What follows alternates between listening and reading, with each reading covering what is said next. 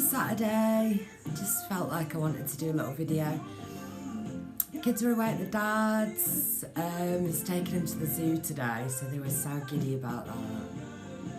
And had some nice photos saying they look like they're having a whirl, so it's just made me so happy. And I've been looking at the sky outside, and it's bloody beautiful. Even when it's cloudy and weird, it's still beautiful. And let me just turn this down a little bit.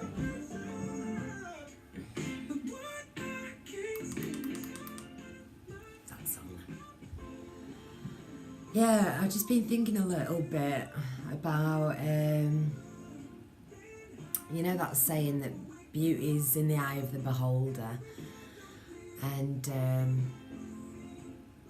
it's so true, and it's like obviously not physical beauty as well, but just how when you are experiencing your perceived reality in a different way to you have before, you can choose to see beauty, or you can choose to see anything you want. You can choose to see darkness, you can choose to see fear, you can choose to see confusion, you can choose to see anything you want. But for me, what I found is, like, this last 6 months since my real, you know, sort of full tilt forced awakening type of thing,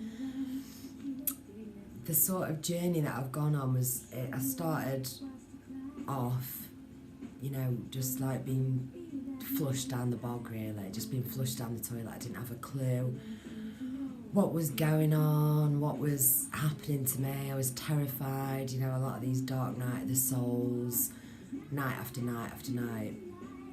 And seeing things like the sky was the biggest sort of thing for me, in a different way than I'd ever seen before. And what kept me in the dark was that I couldn't find anybody else to relate to me to that before I came online on YouTube or whatever. And so it made me feel isolated, crazy and alone. And then the more I started watching other people's stuff, the more confirmation initially I got. And then the more bored I became, or then you start to see the individual's intent, not in a judgmental way, but, you know, you get a vibe and a feel off people online, and you will off me probably, or whatever. And the direction things are going, and is it dark, is it fearful, is it regurgitation of drama or news or terrorism, I don't know, you know, this type of thing. And so you start to pull back again, but you still see things how you saw it before, you know. It's like it doesn't just go back, you don't flip back, you know. It's like once the veil has been pulled down, it seems that the veil is always pulled down. And you can definitely do things to step back into a more covered reality, a more shielded sort of perception.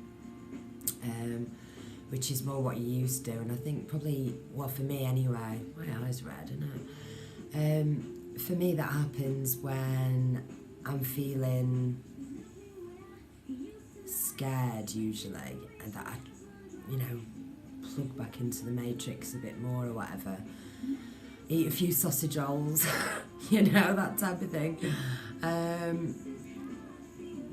That could have sounded, I don't mean that, I mean literal sausage rolls, you know. And I was laughing about that when I had a sausage roll earlier. Because I had a dream the other night that my kids had been taken again. This is a recurring theme for me, you know, so it's obviously something that I need to release. In this big house. I know it's boring, people's individual dreams, but it's in this big house, and my mum and my dad, the kid's dad was there. Funnily enough, Aluna Ash was there. It shows you how wild your dreams get, doesn't it? But So anyway, and my little girl had gone missing. No one seemed to give a shit. So I was getting fucking livid, and I'm saying, right, you go over there, you go over there. You're a psychic. You go over there. You fucking figure out where she's gone. And nobody was moving fast enough. And my dad was stood next to me, so I just grabbed hold of him and took a bite out of his arm, and I spat the flesh on the floor and went, meat. And that is so dark, isn't it? But I thought to myself, it's either, well, I mean, it's a whole array of sort of things that it's telling me. But I did have to laugh when I had a sausage roll, because it was the first bit of meat I'd had since that dream. Oh, bloody hell. And I started watching something on Netflix earlier, and it's the first thing I've watched on telly for so long, that, and I was like, look at me, I've had a bit of meat, and I'm like back into the plugged into the Matrix or whatever. But you know, there's balance in there. I just feel a bit daft today. I've been having loud music on. I've got a little speaker, and it's wonderful to just have loud music on and sing and stuff. And yeah, anyway, beauty is in the eye of the beholder. So, you know, just don't be scared. Don't be scared. I'm saying this to myself because since the ripping the flesh out of my dad's arm dream, I've had really sort of unpleasant dreams, and prior to going to sleep I've seen a lot of shadowy things in the room, and my arse has been twitching a bit, you know, just I've been aware of things which have made me feel unnerved, you know, so it's like further purging, and it's like, it's irritating when you're on this path and you feel, one minute you feel like you're in heaven, and the next minute you're like firmly back down on the floor, and you're thinking to yourself, what's all this weirdness going on, you know. But yeah,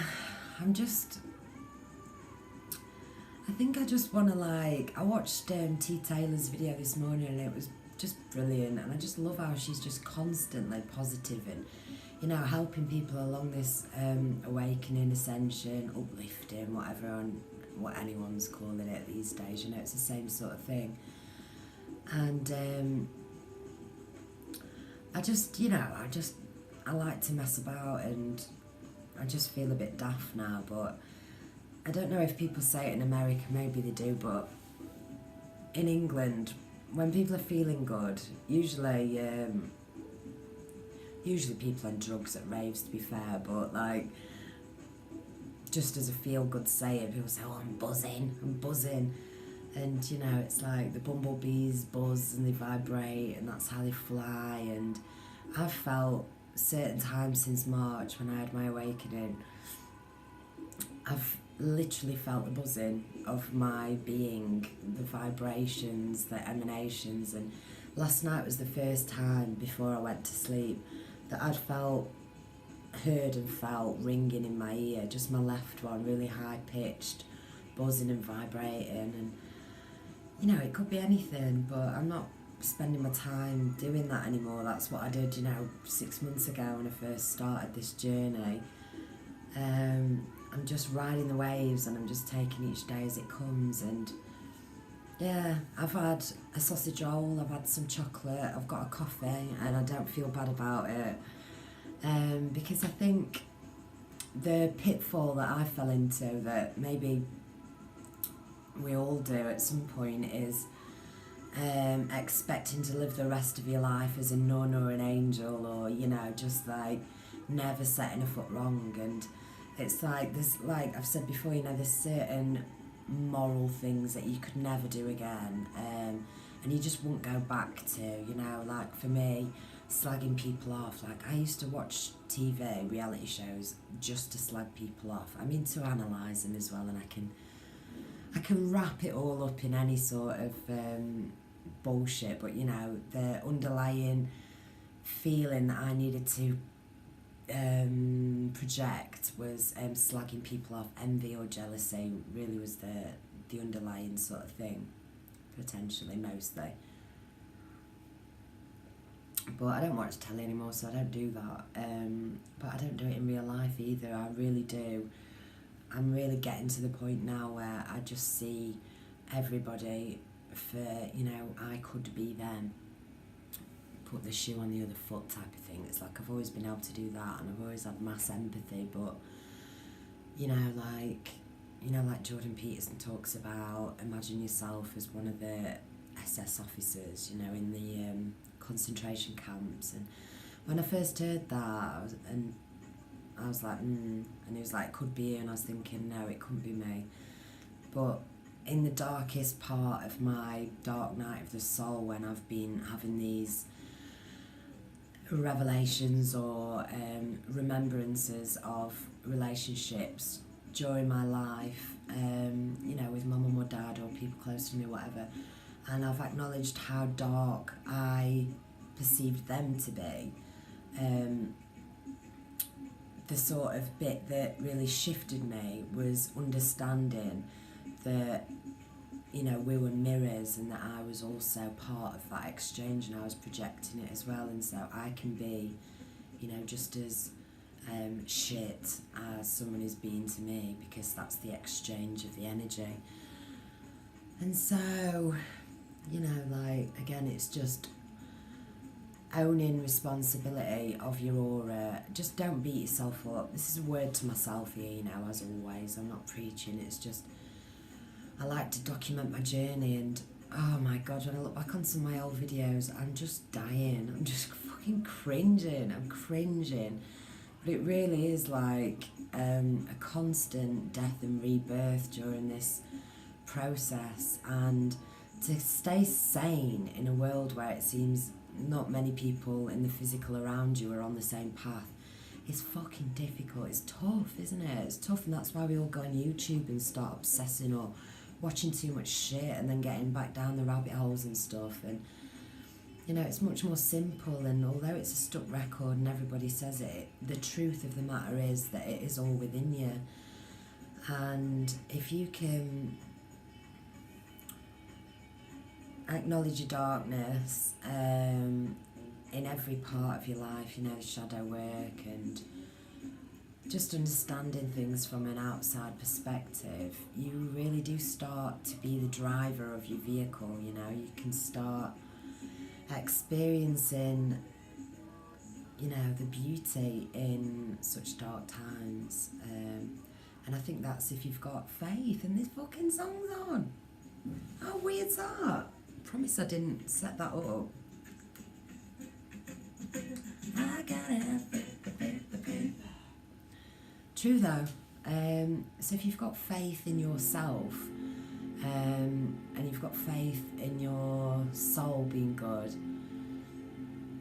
you know, it doesn't matter, it doesn't affect you what darkness is around. It doesn't matter to me anymore how asleep people are, or how dark people are, or the agendas of the elite, or numbers and symbols. It's like you perceive where your heart or soul is at that moment, and that's your experience that you're given. So, you know, if you're still a bit fearful, you'll buy into some ideology that is connected with duality, and then you'll get entrapped by the fear. We are so responsible for everything that we perceive, and it's just amazing. Anyway, just note to myself, you know, don't beat yourself up. Have a sausage roll until you understand veganism more, or you don't fancy a sausage roll, or, you know, and you can have a coffee and you can swear a bit and not feel like, you know, further down the ladder on spiritual enlightenment just because, you know, I like to knock out a swear word, I smoke a fag, and, you know, I've had a sausage roll.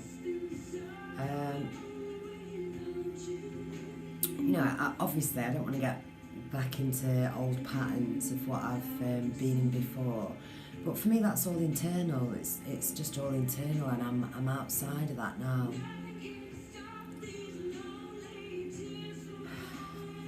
And it's great. I'm in no rush to go anywhere or be anything or prove anything to anybody, and I definitely don't search out particular material like I used to anymore. And I trust myself, and I take these crazy experiences. We've all had them, haven't we? We're all continuously having them.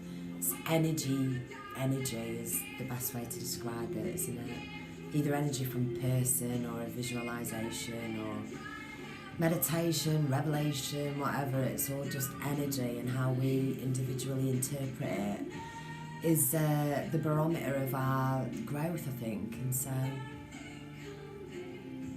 anyway, bloody blah, 13 minutes shit. I'm going to upload this now just because kids are away and so I can. And I'm going to go and,